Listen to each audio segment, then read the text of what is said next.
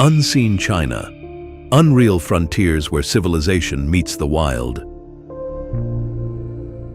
21,000 kilometers of defenses, yet the Great Wall was never one continuous wall.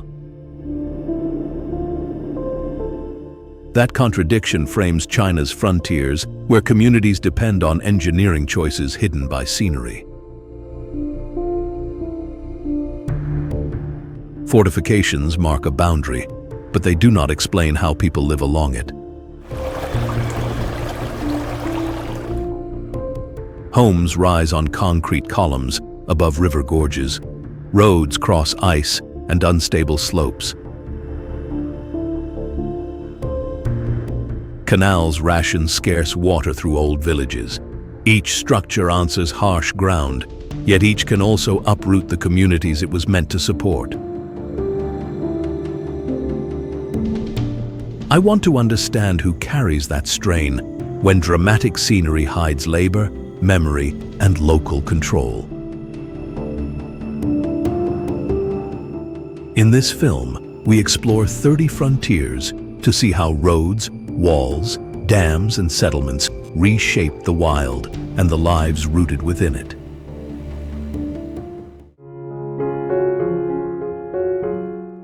The silver geometry of Xiapu is erased and rebuilt twice a day by the sea. Each tide covers or exposes the mudflats, cutting bright channels through bamboo poles, nets, boats, and frames that support entire coastal livelihoods. These are not decorations arranged for a lens. Families plant poles, tend kelp and laver, raise shellfish, haul harvests by narrow boat, then process them ashore. Low tide exposes dark mud and winding channels. High tide lifts the same equipment into silver water, while dawn and evening light catches wet sediment and magnifies every line. The pattern rests on knowledge the image cannot show. Fishing villages read currents, storms, seasons, and markets. Livelihoods depend on getting the timing right. She communities also shape the county's cultural life. Their presence makes this a lived coast, not an empty stage between land and water. Pressure arrives from every side.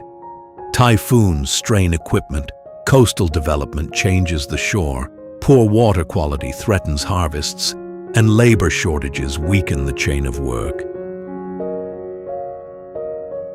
When the tide turns, fishers reset poles, nets, and boats after photographers leave. The coast's future depends on fishing families and she communities retaining control of the work behind the image.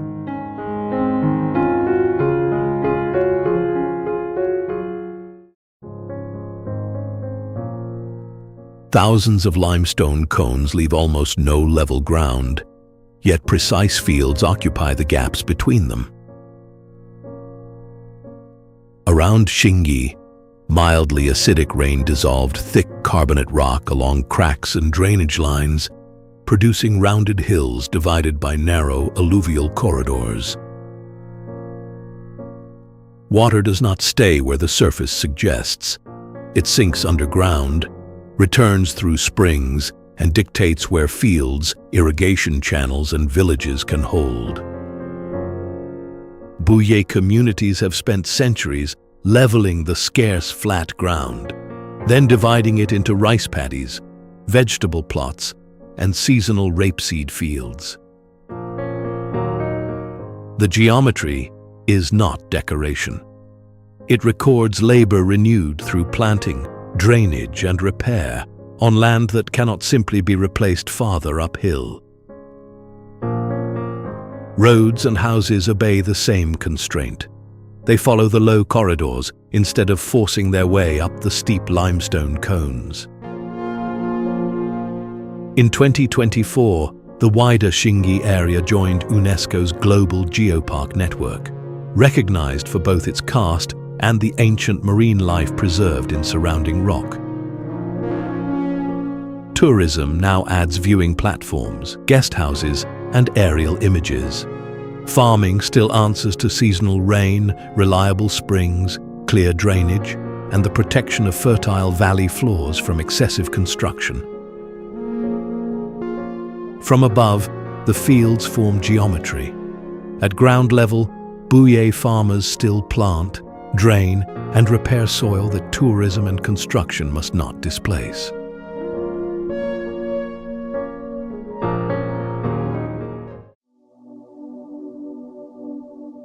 The houses that make Jiaju instantly recognizable are also tools for work. Across Danba's steep hills, whitewashed stone and timber compounds stand among terraces and orchards, their walls marked in red and black. They do not form a compact showpiece on a valley floor. They spread across cultivated slopes, linked by paths, irrigation channels, and family labor. Traditionally, lower rooms held stores and livestock. Kitchens and living quarters occupied protected inner levels, while flat roofs gave families space to dry crops and manage household work. Painted eaves and wall symbols carry Jiarong Tibetan identity, and they record family care. Nearby, Danba's tall stone watchtowers once supported protection, signaling, and control of routes between settlements. Farming, fruit trees, seasonal labor, and family networks once set the pace. Roads and tourism now bring homestays and new income into that older rhythm. The bargain is visible inside the compound. Bedrooms become guest rooms, facades are renewed, traffic grows, and land prices shift. Culture can support a livelihood, but visitor expectations can press it into performance. What holds my attention is not a picturesque cluster beneath snow peaks. Jiaju is a working village deciding how much to change without surrendering the houses, fields, and dignity that make it distinct.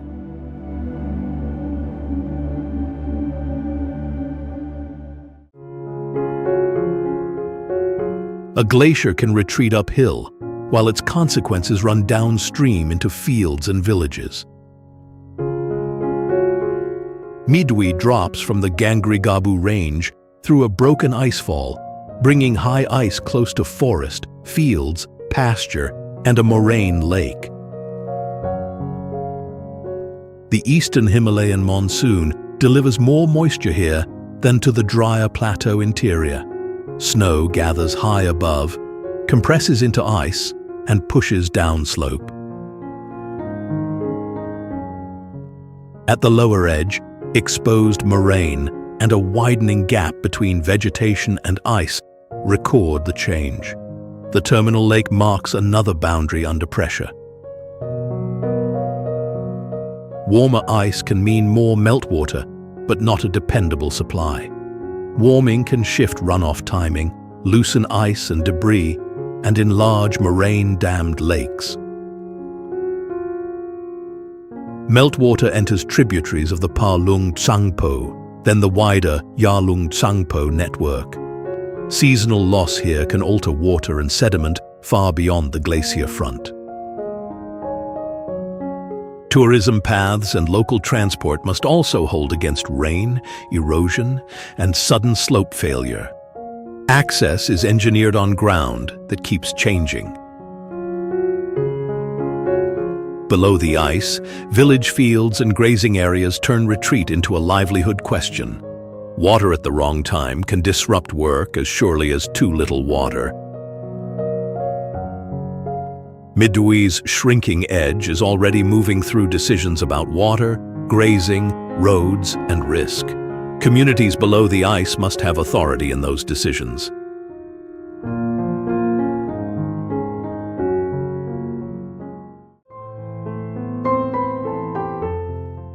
The blue-green water beneath Kanbula's red cliffs looks ancient, but the lake is modern infrastructure. It was created when a major hydroelectric dam reshaped this reach of the Yellow River in the late 20th century. Long before the reservoir, sandstone and conglomerate beds were lifted and fractured. Wind, frost, runoff, and seasonal streams cut towers, mesas, ravines. The dam added a new force. Reservoir filling shifted shorelines, boat movement, access routes, and the relationship between villages and rock walls. That change did not enter empty country. Tibetan, Salar, Hui, and Han communities worked this corridor through farming, herding, trade, religious travel, and road transport. Reservoir jobs added another livelihood, while roads and boats changed movement along the river. Engineering opened connections, but changed which ground and routes remained useful. Temples, hermitages, and meditation sites occupy caves and recesses in the cliffs. Sacred use belongs to Kanbula's terrain and daily life. What strikes me is how scale can erase the communities that make this frontier function. Here, erosion, worship, transport, and power generation share one corridor. 4 communities, sacred sites, transport, and power generation now share the same altered corridor. The dam's success cannot be separated from who keeps access to the river and useful ground.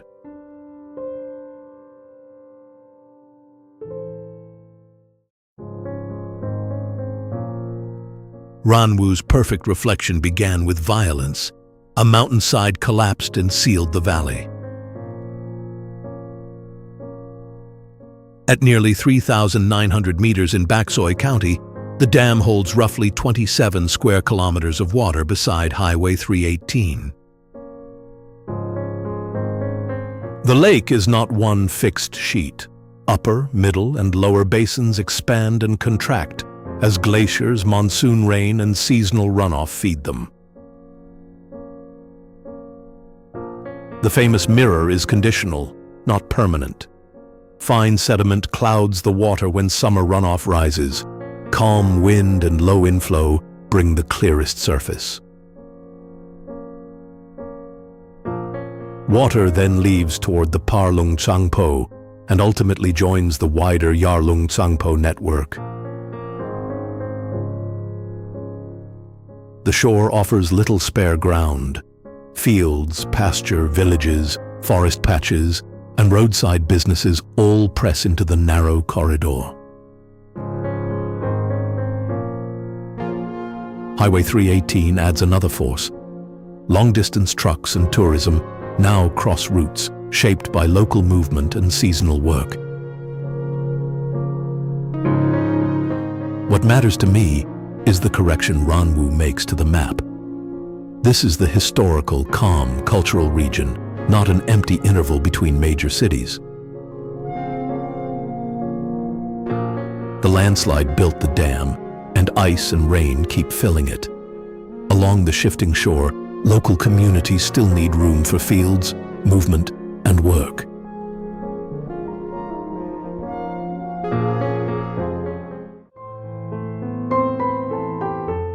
What looks like a single stone wall is actually a frontier network assembled, reused, and abandoned across dynasties.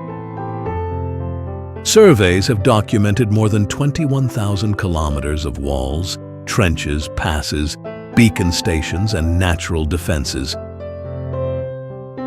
The mountain ridges saved masonry, but they imposed another cost.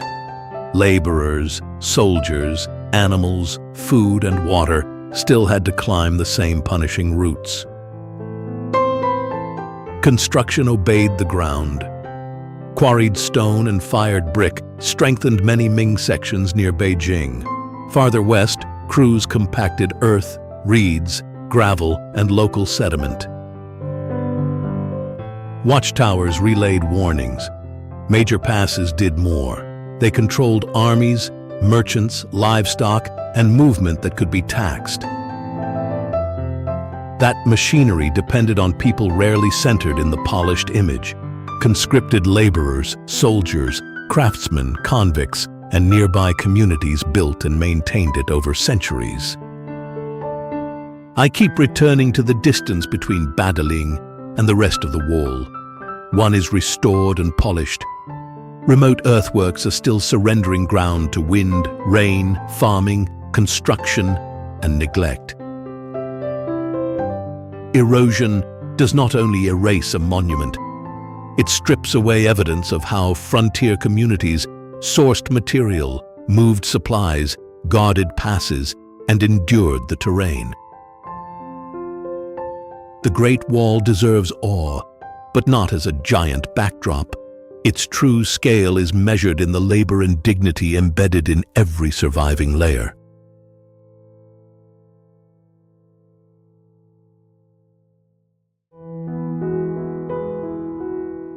The road celebrated as an adventure spends every day hauling fuel, food, and concrete.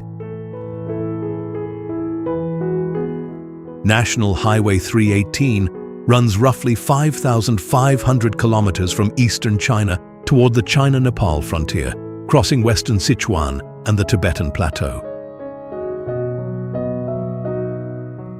The Chengdu to Lhasa section follows parts of an old tea-horse corridor. Completed in 1954, the modern road carried trucks, buses, state transport, and regional supplies. Its job is physical. Fuel, food, building material, and daily goods cross river gorges, forested mountains, high passes, and permafrost. Wet season landslides can cut the pavement. Higher up, snow, ice, altitude, and abrupt weather slow engines, leaving frontier towns to measure distance in delayed fuel, food, and work. Maintenance crews carry this road as much as concrete does. They clear debris, brace slopes, repair bridges, and reopen blocked sections before isolation spreads. Freight and buses share the narrow corridor with motorcycles and cyclists.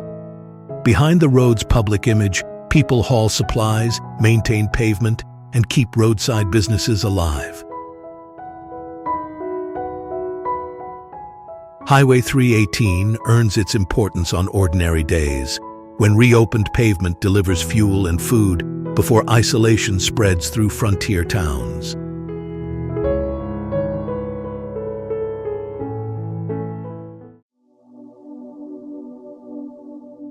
A subtropical mountain lifts a broad grassland above the forest, but the open ridge is far less gentle than it looks.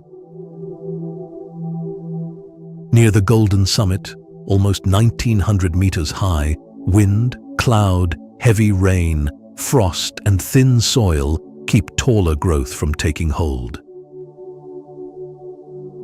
The climb begins among villages, streams, bamboo, and dense woodland. Higher up, exposure takes control, and weather can close an easy route within minutes. That pressure also drives the meadow's seasonal change: fresh green after warm rain, yellow and gold in autumn, then frost and occasional snow. Yet this ridge was not built around tents or paragliders. Taoist and Buddhist practitioners made the difficult ascent long before recreation widened the traffic. Stone altars, temple remains, paths, and place names still hold that record around the summit. I read them as evidence that height here once demanded discipline, not just access. Cableways and trails have broken part of that barrier. They also concentrate campers on thin ground that recovers slowly from trampling, erosion, litter, sanitation pressure, and fire risk. The engineering achievement is clear. More people can cross a wet, steep mountain with less effort. The harder task is protecting the ridge when popularity presses against its limits. The Taoist remains make its older claim plain. This was pilgrimage ground.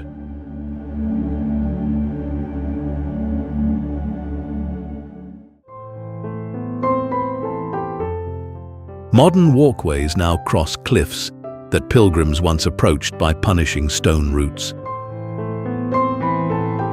Around Yujing Peak, nearly 1,800 meters high, uplift, fractures, and erosion have left a dense concentration of granite pillars and blades.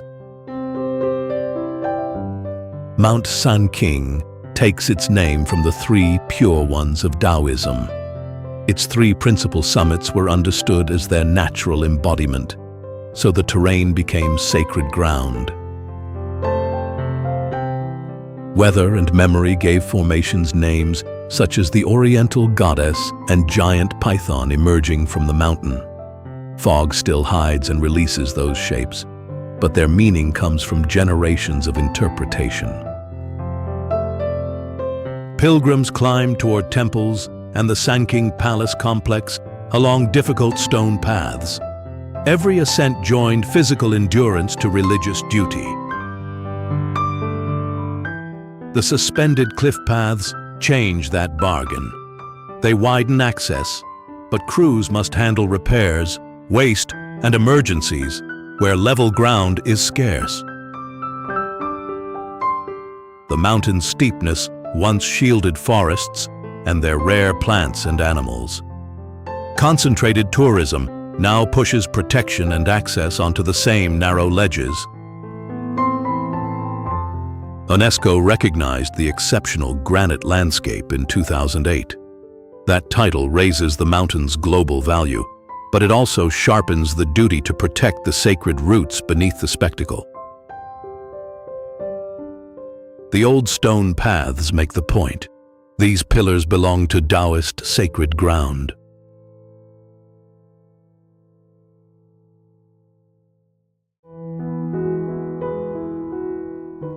Stillness misleads.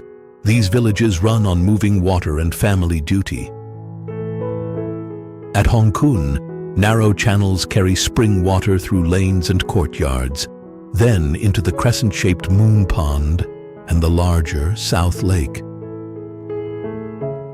That water was infrastructure, not decoration. It supplied drinking, washing, irrigation, and emergency fire control, so upkeep became a shared village duty.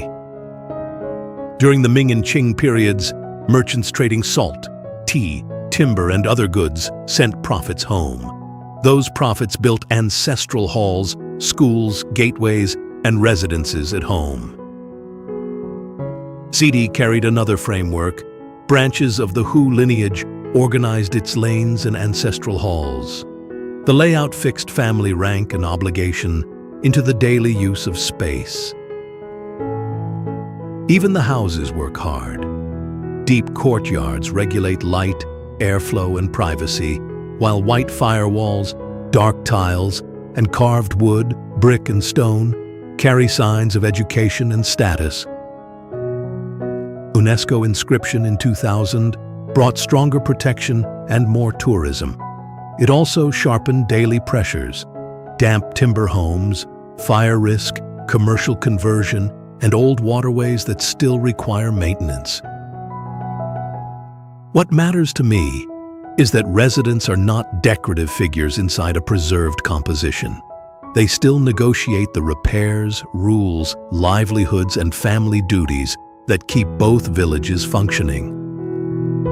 Their dignity rests on remaining working villages, not homes emptied for display.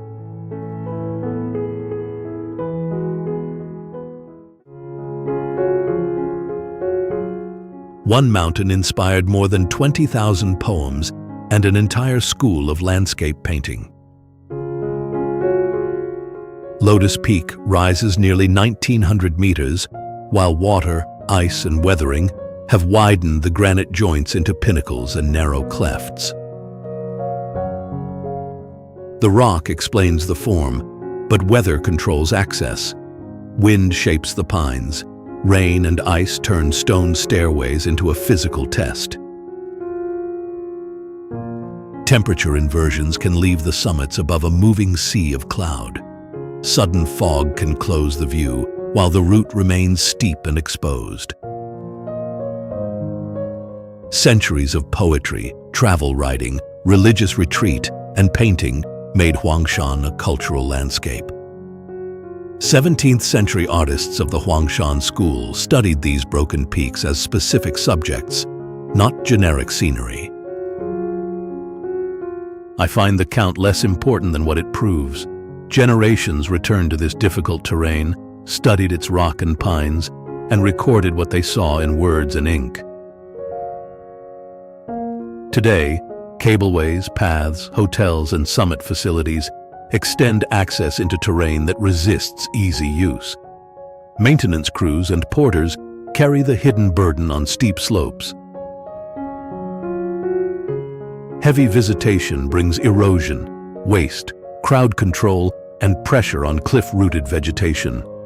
The same works that open Hongcun concentrate human weight on its narrowest ground.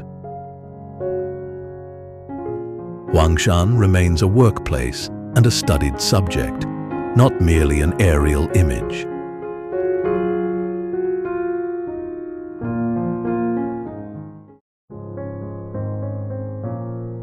More than 1,000 green islands are the high points of a valley deliberately flooded for power. In 1959, the Yunnan River Reservoir flooded the valley for hydroelectric power and forced nearly 300,000 residents to relocate. The project did more than raise water. It removed towns, villages, farms, and ancestral places from the working map, then rebuilt life around a new shoreline. 2 old county centers were submerged, including Xinjiang. Between roughly 26 and 40 meters down, its Ming and Qing-era stone gates, memorial arches, walls, stairs, and street lines still hold their shape. Stable underwater conditions have protected much of that masonry. Access remains limited, and diving demands specialized control, so the old city survives beyond the ordinary tourism economy above. On the surface, boat routes, resorts, fisheries, and forested islands now support a different livelihood. Water quality management must protect the reservoir on which that new economy depends. Large infrastructure can generate energy and reorganize an entire valley in the same act. Electricity records the output.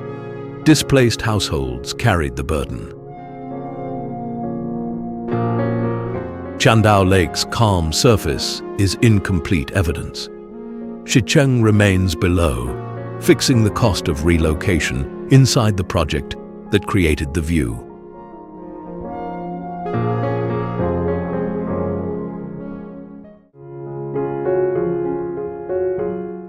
A sacred peak rising more than 6,700 meters remains beyond the summit claims of modern mountaineering. Kawagabo is still unsummited. After 17 expedition members were lost in an avalanche in 1991, danger and local religious opposition helped bring a climbing ban 10 years later. Monsoon air collides with a deeply cut range above the upper Mekong. Snow loads steep faces, and weather turns fast.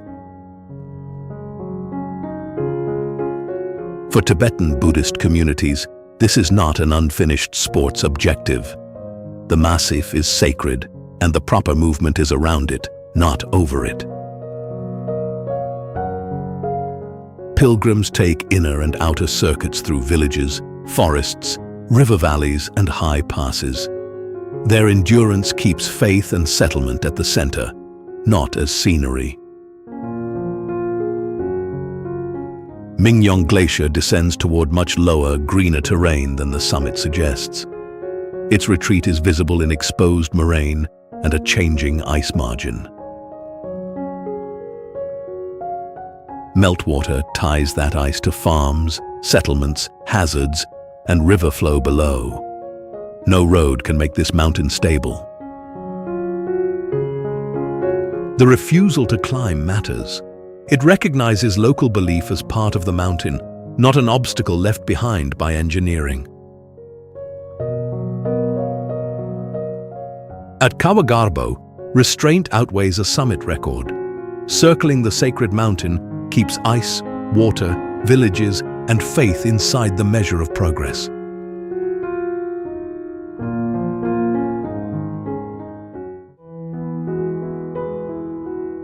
A landscape famous for turquoise water carries the name of 9 living villages.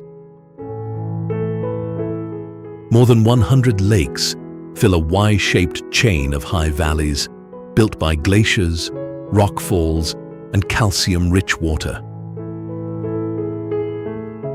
Pale travertine barriers catch streams and split them into lakes and cascades. Algae, submerged timber, mineral particles, depth, and shifting light push the water from clear blue to turquoise and green. This beauty is not fixed. Glaciers and falling rock shape the basins, and the mountains continue to move beneath roads, boardwalks, forests, and homes. In 2017, a magnitude 7 earthquake triggered landslides, damaged access routes, broke or altered lake barriers, and reshaped waterfalls. Lakes and cascades changed during a single seismic event. Reopening demanded geological surveys, reconstruction, ecological monitoring, and tighter limits on access. Engineers could rebuild a walkway, but they could not command the unstable slopes above it. The name Jiuzhaigu is often reduced to scenery, yet it means 9-village valley. Tibetan architecture, religion, farming memory, and tourism livelihoods all remain tied to this inhabited ground. Tourism and earthquakes meet in the same inhabited valleys. The test is whether Tibetan residents can keep homes, memory, and livelihoods rooted there as roads are rebuilt and lakes keep changing.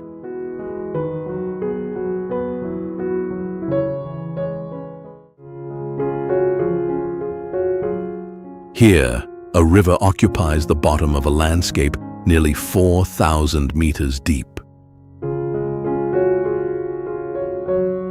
For roughly 15 kilometers, the Jinsha is forced between Jade Dragon Snow Mountain and Haba Snow Mountain through rapids and boulders. The tiger legend supplied the name. Daily movement depends on harder facts: bridges, mule paths, retaining walls, water channels, and continual repair. Lower roads follow the river only where rock allows. Far above, exposed switchbacks connect the high route with Naxi hamlets on narrow ledges. Families cultivate corn, vegetables, and other crops on terraces cut into the available ground. Retaining walls hold each strip. Channels carry water across slopes with almost no room for expansion. Summer monsoon rain can overturn that balance. Rockfalls and landslides close trails. The river rises below, and crews must reopen fragile links. Extreme compression also drives sharp changes in habitat, placing the gorge within the 3 parallel rivers World Heritage Region. The relief that supports exceptional biodiversity also makes every settlement costly. The legend lasts in a name. Naxi families face the daily gorge itself, keeping terraces watered and paths open beside nearly 4,000 meters of relief.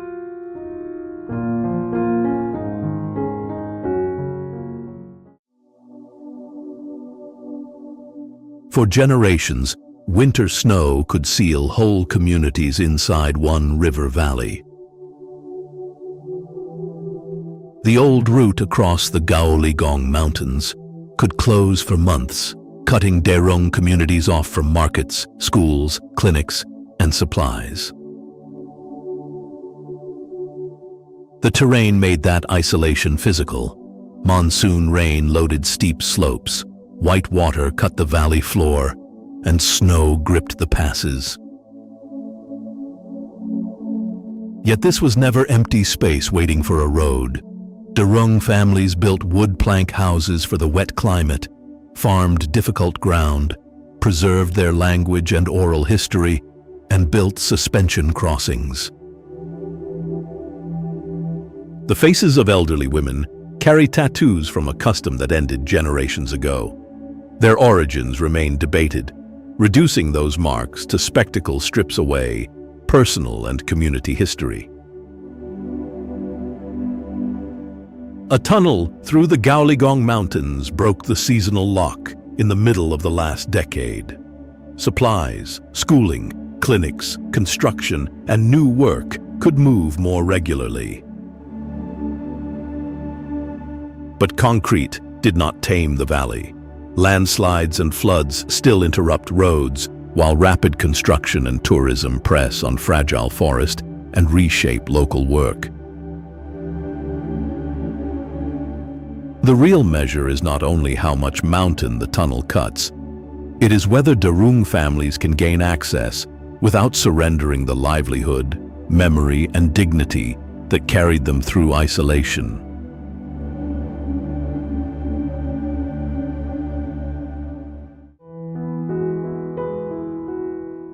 Rails laid to haul industrial salt now carry tourists through Chaka's Mirror of the Sky, more than 3,000 meters above sea level.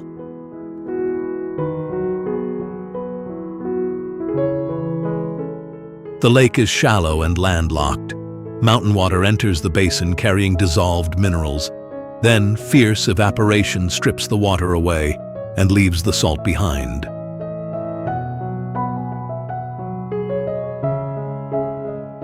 Over time, brine hardened into a broad white crust. Salt workers opened extraction areas, gathered the mineral, processed it, and moved heavy loads over a lake bed too soft for ordinary roads.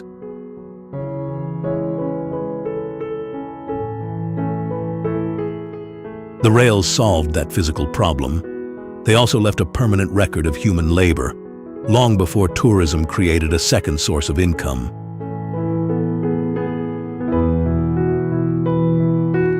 That reflection is never guaranteed. It needs a thin skin of water, low wind, suitable light, and little disturbance.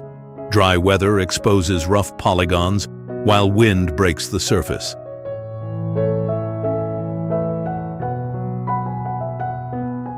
Tourism diversifies local income.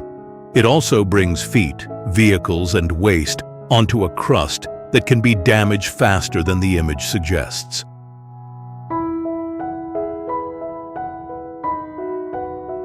The mirror draws visitors, but the rails preserve the harder record. This remains a working salt landscape, shaped by people whose labor deserves respect.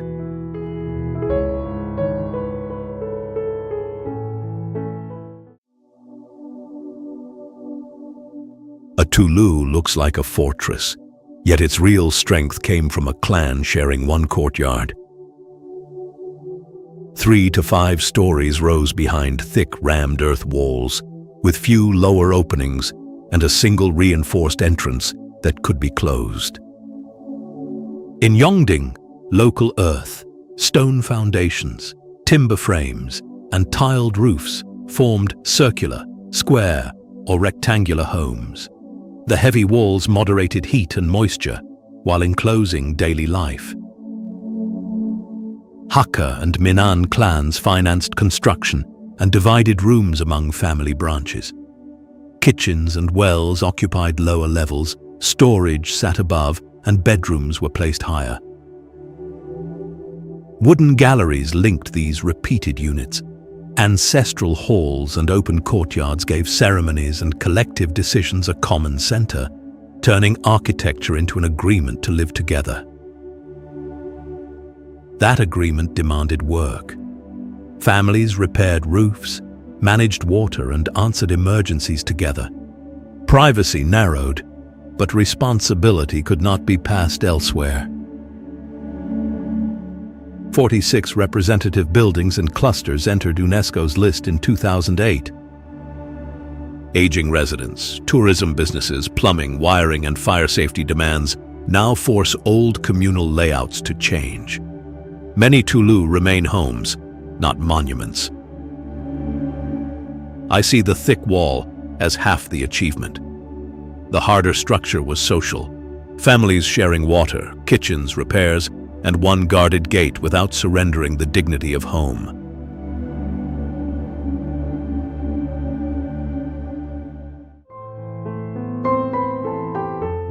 Guangzhou's landmark Opera House has no conventional front facade. It meets the city as two faceted shells. Completed in 2010, it joined Xinjiang New Town as towers, transit, museums, offices, and public spaces rapidly remade the district. Zaha Hadid conceived the pair as river-worn stones. The larger holds the main auditorium. The smaller provides a flexible performance space. That image was simple to grasp, hard to build. Granite, glass, steel, and concrete had to lock around irregular passages without a simple facade to absorb mistakes. Computer-generated geometry became complex steel frames. Individually coordinated panels, acoustic planning, and extensive fitting on site forced digital curves into physical tolerances. The engineering cannot be separated from the district around it. Xinjiang New Town rose as a planned business center, binding towers and transit to museums, offices, and public space. The Opera House marked Guangzhou's shift toward a service-oriented global city. Culture was not placed at the edge of that transformation, but built into its new urban core. The granite gets the attention. Performances depend on technicians, stage crews, cleaners, security staff, musicians, and maintenance teams keeping irregular interiors, equipment, and public routes working each day. The shells record rapid urbanization in stone and steel. Their public value is renewed by crews, performers, and audiences using them each day.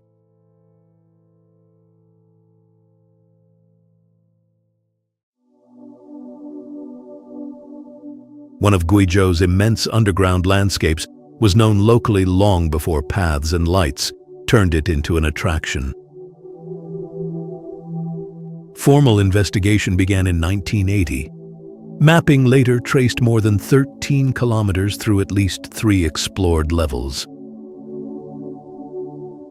Its scale began with weak acid, not sudden force. Groundwater entered fractures in carbonate rock and slowly opened corridors, rivers, and chambers beyond ordinary measures. When mineral-rich water met air, it left calcite behind. Drop by drop, that deposit built columns, curtains, terraces, and dense stone forests. The silver rain tree rises about 17 meters, but it was never a living tree. Its branching form records repeated mineral deposits over spans far longer than any tourist season. Narrow passages then break into immense halls, while old dry levels and underground rivers preserve different stages of the cave's formation. Access changed the pressure underground. Controlled entrances, railings, lighting, and paths opened the cave, but visitor traffic also brings heat, carbon dioxide, vibration, contact, and algae. The imbalance is severe. Tourism moves on a human clock, calcite does not, and damage can remain permanent. Official mapping did not begin Xinjiang's history. Its future depends on keeping tourism's human clock from overrunning both slow-growing stone and the local knowledge that came first.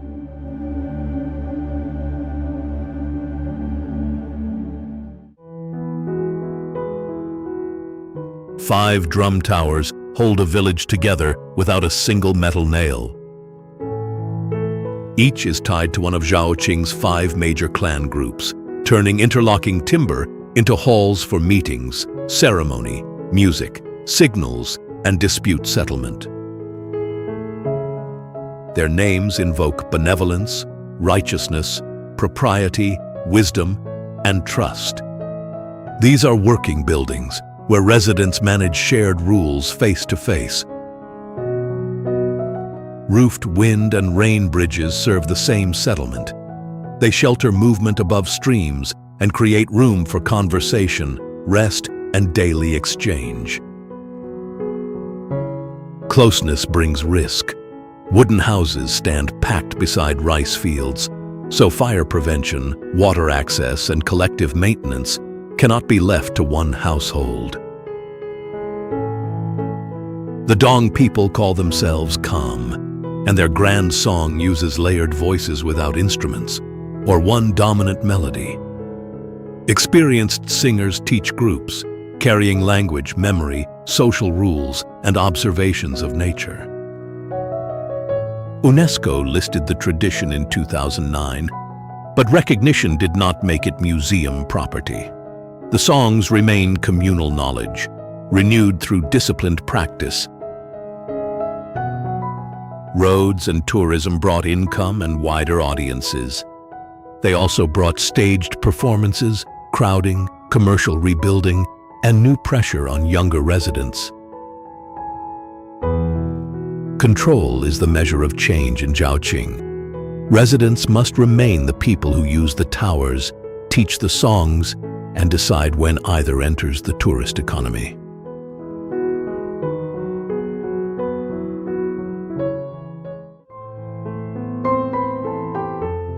One of Xinjiang's boldest roads spends much of the year closed.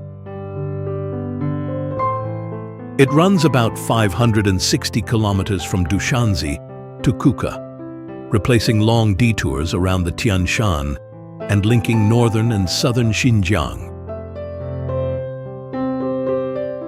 Mainly built in the 1970s and early 80s, it demanded that engineering troops and other crews cut through rock, ice, severe cold, and thin air. They carved cliff ledges, bridged rivers, opened tunnels, and worked below avalanche slopes. Near Korma, a memorial honors 168 personnel lost during construction. That fact gives every celebrated curve a harder meaning. Nor did the struggle end when traffic began. Winter snow and avalanche danger still close major sections because the mountain keeps pressing against pavement, bridges, tunnels, and cut slopes. Each reopening demands snow clearance, bridge inspections, rockfall removal, fresh pavement, and slope repairs. The road exists only because crews repeatedly win back the same ground. The advertised journey compresses forests, grasslands, snowfields, red canyons, and dry basins into one view.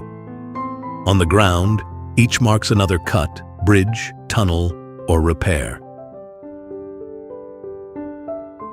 Duku shortened distance across Xinjiang, but its deepest measure is human. Every reopened kilometer carries the labor, loss, and memory that forced a passage through the Tian Shan.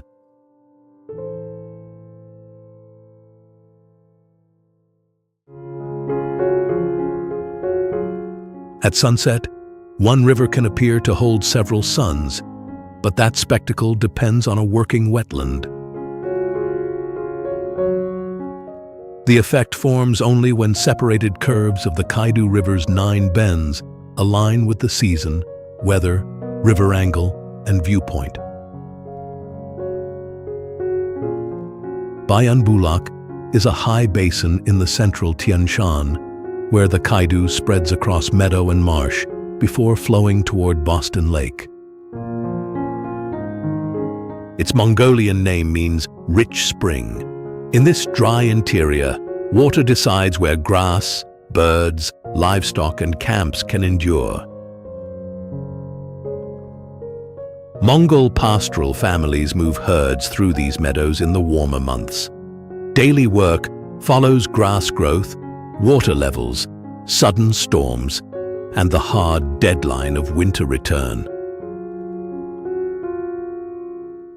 Local histories reach back to the Turgut Mongols, whose ancestors returned from the Volga region in the 18th century. Protected wetlands give swans and other birds critical places to breed and rest. Those protections share the same water and grass used by herding families. That creates real limits.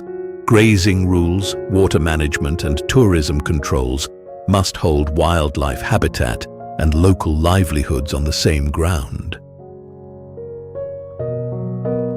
When the reflected suns disappear, the same bends still water pasture and shelter birds. Management succeeds only if Mongol herding and wetland protection continue together.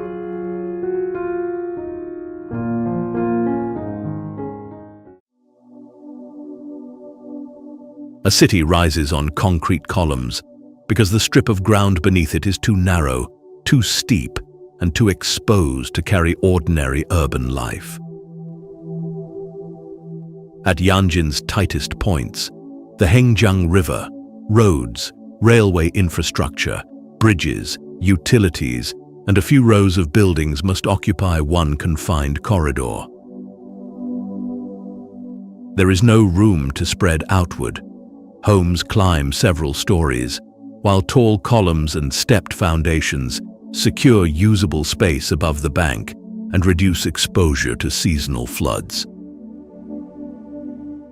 That engineering explains the skyline, but it also exposes the daily burden. Drainage channels must stay clear, retaining walls must hold, and roads must be repaired. The gorge concentrates rockfall, landslide, debris flow, and evacuation risks into the same narrow band. A blocked route can press homes, schools, shops, and public services at once. This corridor has long connected Yunnan with Sichuan, carrying movement tied to local salt resources and regional trade. Geography restricted the town, yet also gave it work. The label, one of the world's narrowest cities, is unofficial. The constraint behind it is not. Every new room, pipe, track, and access route competes for the same ground. Yanjin is therefore not an urban curiosity pinned between cliffs.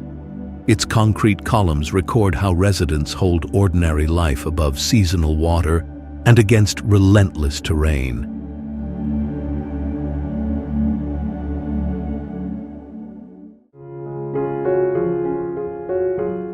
Chengdu offers an urban counterpoint to harsh terrain, a sealed district where daylight is programmed and a coastline is built from machinery.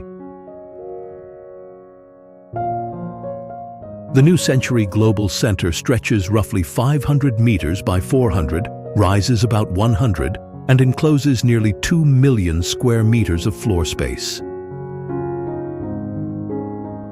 Opened in 2013, it packs shops, offices, hotels, restaurants, cinemas, an ice rink, and exhibition halls beneath one roof. This is not one venue. It is an indoor district. The water park pushes that ambition furthest. An artificial beach, a wave pool, a giant horizon screen, and the digital sun package a controlled coast inside a cloudy inland metropolis. Yet architectural size does not keep this enclosed world running. Ventilation, lighting, water treatment, refrigeration, deliveries, security, waste removal, and cleaning continue beyond the spectacle. Maintenance must continue across city-scale distances without stopping daily operations. Thousands of people earn a living inside this complex, moving goods, maintaining machines, treating water, preparing food, and keeping visitors safe. Their labor turns sealed volume into usable space. The digital sunset sells effortless escape. The city-scale effort behind it belongs to workers the image leaves out.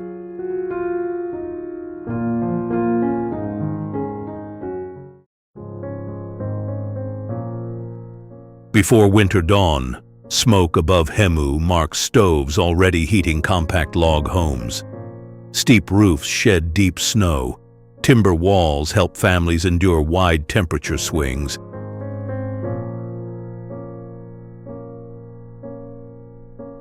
The architecture is not decoration.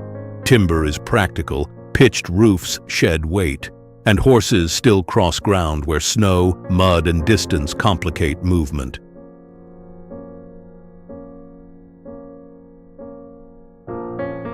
Even the river rejects the obvious map.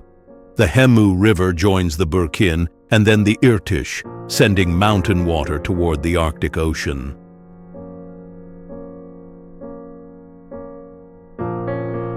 Tuvan and Kazakh families have built life here through languages, music, horsemanship, livestock, and exact knowledge of seasonal pasture. Those skills make long winters workable and keep the valley a homeland.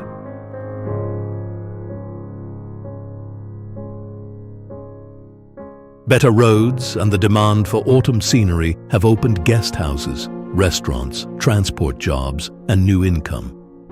They have also raised land pressure, traffic, and waste.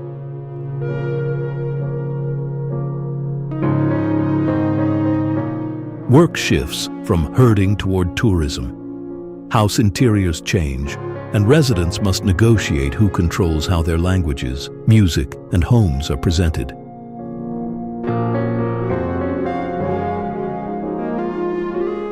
Hemu is not an autumn film set. It is a Tuvan and Kazakh home, and the new roads, rooms, and visitor income must leave its residents in command.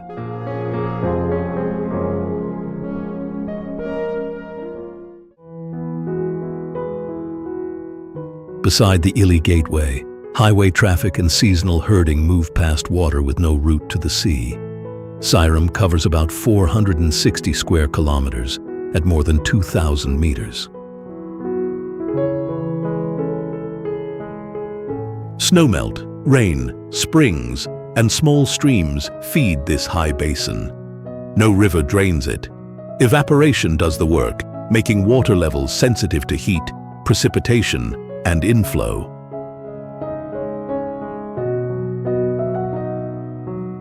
Its cobalt color is not fixed.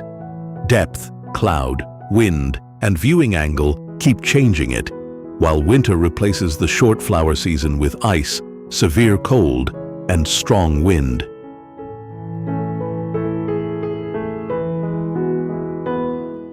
Modern highways now carry traffic through the nearby corridor, increasing movement between the Ili Valley, Central Asia, and routes farther east.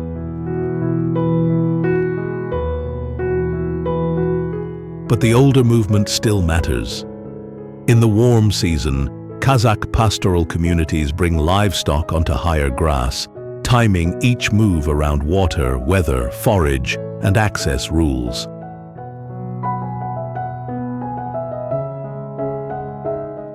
Seasonal herding ties families to this shore, beyond the blue image sold by tourism.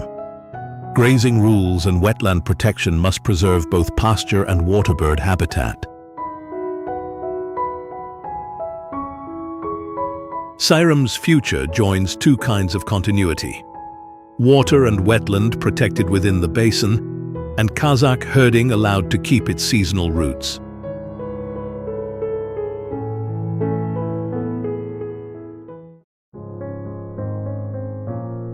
Long before trucks reached the Pamirs, one stone rise controlled the movement of animals, goods, travelers, and news. Just over 3,000 meters above sea level, Tashkurgan stood where routes from Kashgar, the Wakhan Corridor, Badakhshan, Chitral, and passes toward present-day Pakistan converged.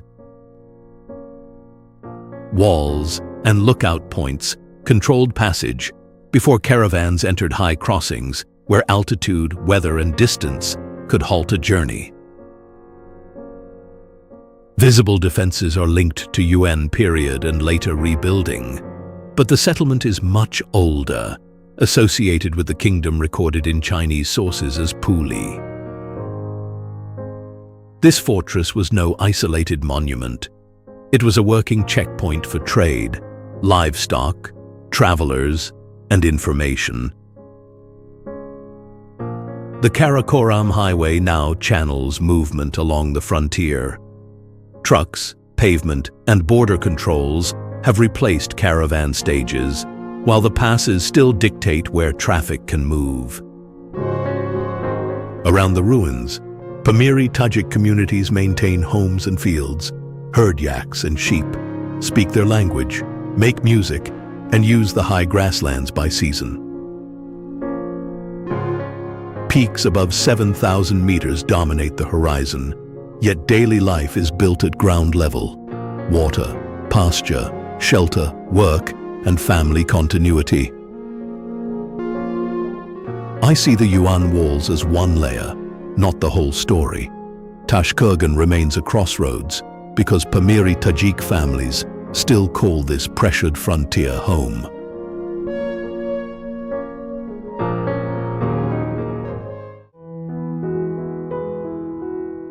China's frontiers are often framed as empty terrain waiting to be developed.